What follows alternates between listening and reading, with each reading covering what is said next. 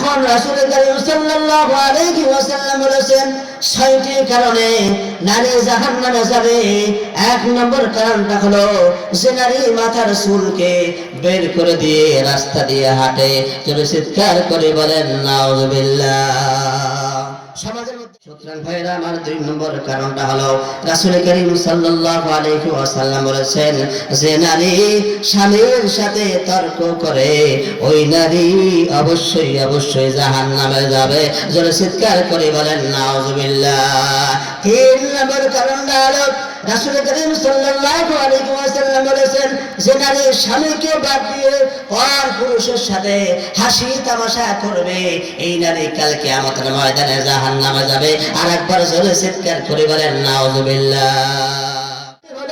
যে নারী অপবিত্র থাকা সত্ত্বেও পবিত্র হয় না এমন নারী সমাজে আছে না আছে? অবশ্যই সমাজে আছে।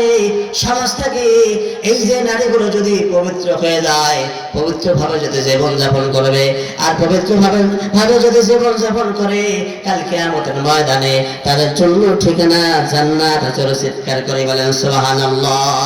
5 নম্বর কারণ হলো যে নারী গীবত করে বেড়ায় এবং পছন্দ করে, এমনি এমনি পছন্দ করে, এমনি এমনি মানুষের গীবত করে, আর এই গীবতকারী মহিলা কাল কিয়ামতের ময়দানে অবশ্যই অবশ্যই জাহান্নামের মধ্যে নিক্ষিপ্ত হবে। ভাইরা আমার 6 নম্বর রাসূল করিম সাল্লাল্লাহু আলাইহি ওয়াসাল্লাম বলেছেন যে নারী অন্যের সুখে হিংসা করে কাল কিয়ামতের ময়দানে জাহান্নামে যাবে।